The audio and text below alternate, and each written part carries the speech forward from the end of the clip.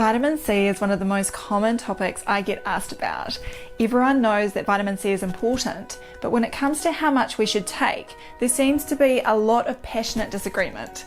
Much of the problem stems from the fact that pure ascorbic acid is not really the form of vitamin C that is found in nature. However, to add to the confusion, many foodstuffs and supplements refer to them as the same thing. In this video, we'll dive into the different forms of vitamin C you need to know about, some of the conditions vitamin C may be beneficial for, the best dietary sources, and what to consider if you do decide to take supplements.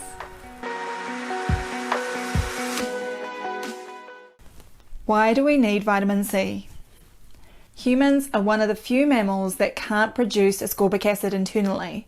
Hence, by definition, this is why it is called a vitamin with regards to its relationship to us and must be obtained exclusively from our diet. Overt vitamin C deficiency has become uncommon in the modern era, but historically, it manifested as the potentially deadly condition known as scurvy.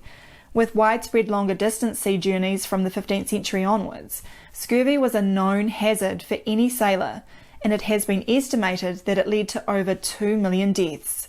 In fact, over that period, more sailors died from scurvy than from combat, shipwrecks, and all other diseases combined. Indeed, on some longer ocean journeys, it could be expected to claim half of a crew. Because ascorbic acid is crucial for the production of healthy collagen, a deficiency causes widespread collapse of our connective tissues. The symptoms of scurvy thus include bleeding, wound breakdown, loosening teeth, and broken bones. Early symptoms may simply be severe lethargy, while later complications include convulsions and eventual death. There were some early written accounts of how to remedy scurvy, such as a 1579 publication by the Spanish physician Augustin Farfan, where he wisely prescribed lemons and oranges as the cure. However, in general, it took thousands of years to appreciate that scurvy was a dietary problem. And no surprises for me, at one stage it was considered a contagious condition. This hypothesis had a resurgence in the late 19th century when germ theory started its unfounded ascent. We outline other nutritional conditions that have been blamed on the contagion myth and similar fallacies in our book, Virus Mania. In any case, by 1932, Hungarian biochemist Albert Szent-Györgyi had isolated, and yes, in the true sense of the word, the compound that would come to be known as ascorbic acid. Around the same time, American biochemist Charles King confirmed the relationship of the compound to scurvy, and since then, scurvy has only been seen in malnourished and very poor communities. Is all vitamin C the same? Now, when people use the term vitamin C, the definitions get a little confusing. That's because vitamin C is actually a complex of different compounds, and the specific molecule ascorbic acid is just one part of these different complexes.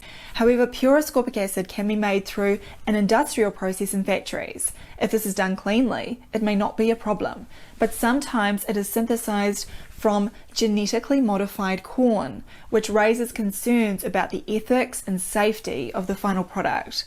Pure ascorbic acid clears from the body faster than natural vitamin C complexes, which is another reason to favour nature's sources. However, natural formulations tend to be much lower in potency than the chemical ones. You can examine the nutritional labels to see what kind of doses you are getting, and can also ensure there are no unwanted GMO components or added ingredients in the supplements. There is an additional complication in that the ascorbic acid molecule exists in two isomers or molecular configurations, the L form, which is biologically active, and the D form, which has minimal biological activity. Hence, you should check that the supplements are in the L form. You'll also see the ascorbate form, which is a salt, usually sodium or calcium ascorbate. These salts are less acidic forms and are usually preferred in the case of high-dose therapy. In general, when people talk about a dose of vitamin C, which is typically measured in milligrams, they are referring to the amount of pure ascorbic acid.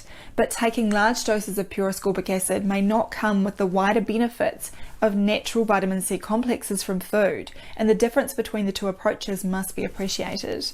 How much vitamin C do we need? The debates surrounding the right daily dose of vitamin C have been raging almost since the day the compound was discovered.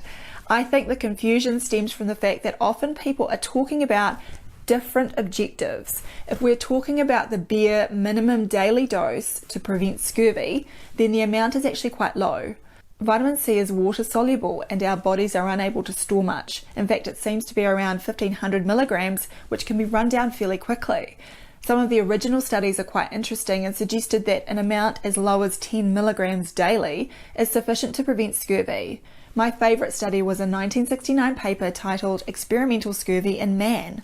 6 prisoners in Iowa volunteered to consume vitamin C deficient diets, although 2 of them escaped around 2 months into the experiment, perhaps because they were getting sick of being fed via a gastric tube or by the prospects of physiological tests that involved 5-centimetre surgical incisions into their legs to assess wound healing. Symptoms of deficiency appeared on the 4th week of their depleted diet, although the men all made it through to 100 days of depletion without any life-threatening problems. So as a result of early studies, initial estimates were that around 30 milligrams per day of ascorbic acid would be sufficient for most people, through to the modern era where typical recommended daily intakes are in the 75 to 100 milligram daily range.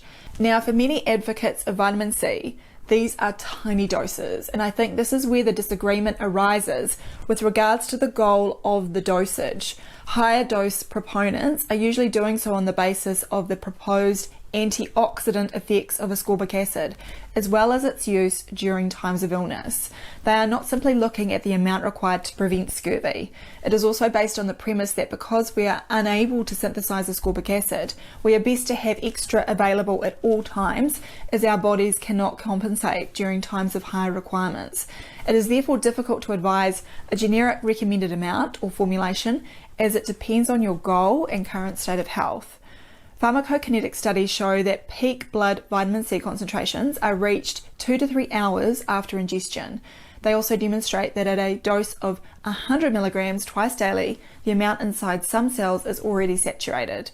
Plasma levels can be increased by increasing the dose, although beyond 200 milligrams a day, huge increases in dosage are required. Keep in mind that these are measurements taken from healthy subjects and may not reflect disease states where requirements often appear to be higher. With regards to treating specific conditions, as early as 1936, a Japanese doctor, Toshio Otani, reported very promising results using intravenous or intramuscular injections of vitamin C for young children diagnosed with whooping cough. He was using doses of up to 400 milligrams a day, which for some of them would be well over 10 times the widely claimed daily requirements. Unfortunately, with the concentration on germ theory and focus on vaccines, there was little interest in his successful approach. However, Dissolving Illusions co-author Dr. Suzanne Humphreys picked up the baton in recent years and outlined a treatment protocol for whooping cough, also drawing on Hilary Butler's decades of research into this area. I'll put the link in the description for the protocol.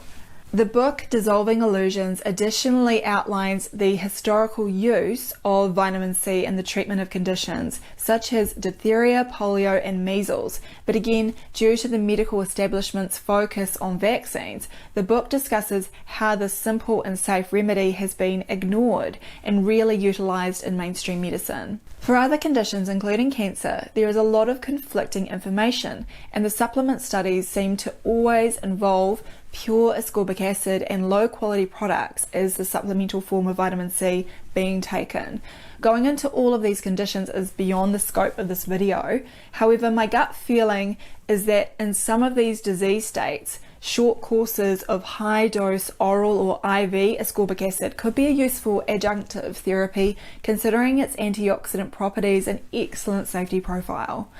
It is very difficult to overdose with vitamin C as it is so well tolerated and the body simply excretes the excess. It has been reported that thousands of milligrams can be given intravenously with no evidence of toxicity. The most common signs of too much vitamin C taken orally are gastrointestinal disturbances with nausea, diarrhea, and cramps. How do I get vitamin C? The best bets are fruits and vegetables. Acerola cherries are often near the top of the list, and a single cup of the juice provides an incredible 4,000 milligrams of vitamin C. That's over 30 times the amount you would expect to get from a cup of orange juice, which is still considered a good source and could rapidly cure scurvy in the days of old. Camu camu and the kakadu plum also contain megadoses of vitamin C. Rose hips and guava are more commonly available and are also very rich sources. In terms of vegetables, some of the best are bell peppers, broccoli and kale. Keep in mind cooking and long storage times tend to reduce the vitamin content. I'll put a link in the description so you can check out the list of vitamin C content from a large number of dietary sources, remembering that some of the processed foods may have added ascorbic acid rather than the natural complex.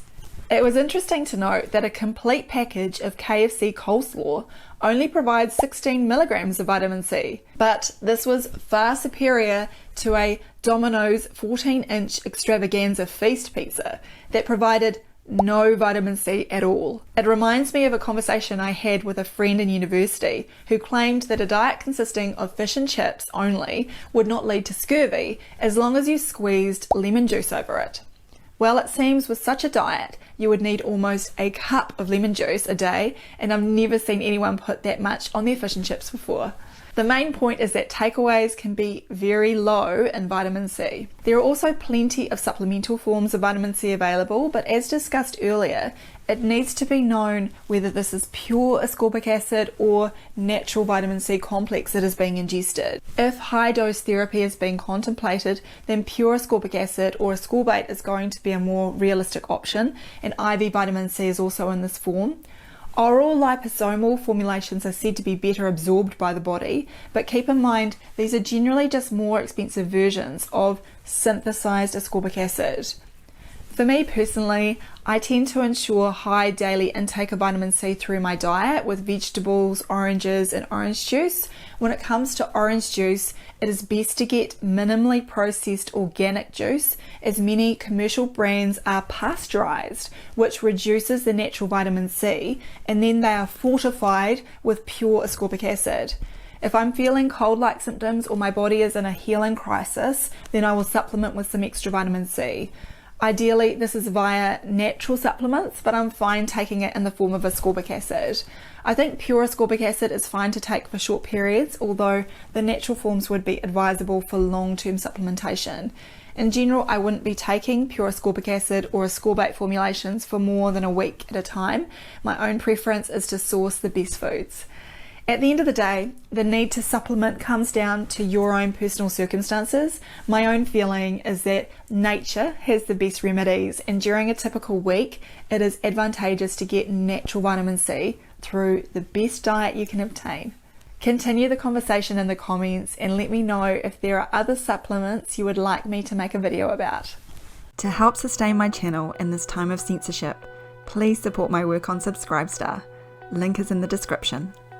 So that we don't lose touch, please find me at drsambailey.com and sign up for my free newsletter.